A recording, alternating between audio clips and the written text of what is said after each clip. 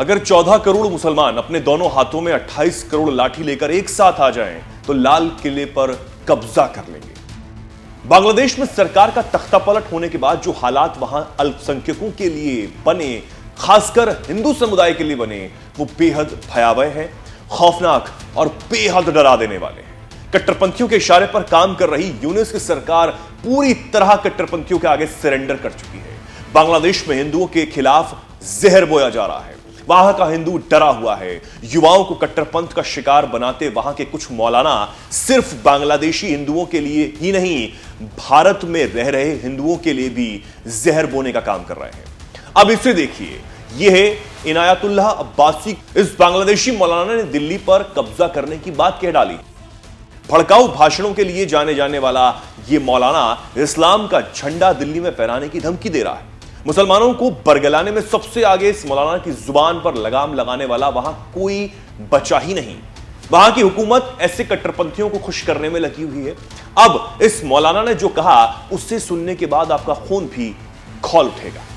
मौलाना ने सिर्फ यही नहीं, यह भी कहा कि मैं मोदी और ममता बनर्जी को बता देना चाहता हूं कि अगर तुमने अपना हाथ बांग्लादेश की तरफ बढ़ाया तो 14 करोड़ मुसलमान तुम्हारा हाथ तोड़ देंगे। बांग्लादेश का दुश्मन हिंदुस्तान है। उसने आगे कहा, अगर 14 करोड़ मुसलमान अपने दोनों हाथ में 28 करोड़ लाठी लेकर एक साथ आ जाएं, तो लाल किले पर कब्जा कर लेंगे। अब यह पहली बार तो नहीं जब इस बांग्लादेश के इस मौलाना ने भारत के खिलाफ जहर उगला हो।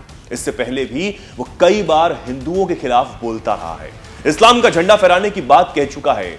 मुसलमान जिहाद की सेना के साथ खड़ा हो जाएगा, वो ये भी कह चुका है। इसके अलावा उसने हर मदरसे को हथियारों से लैस छावनी बनाने की बात भी कही थी। इस कट्टरपंथी मौलाना इनायतुल्लाह अब्बासी को बांग्लादेशी विद्वान कहा जाता है। अब्बासी चीन को बांग्लादेश के मुसलमानों का दोस्त बताता है। उसने तो एक बार यह तक कह दिया था कि अल्लाह ने भारत को सबक सिखाने के लिए चीन को तैयार रखा है। इसके अलावा वो बांग्लादेश में हिंदुओं की जमीन हड़पने के लिए लोगों को भड़काता भी रहता है।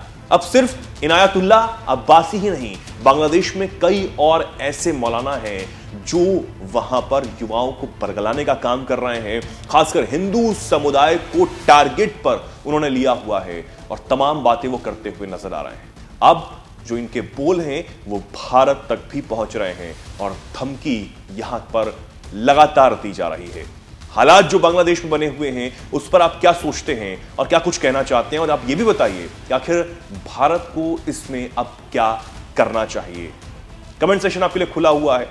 देखते रहिए एनएमएफ न्यूज। नमस्कार।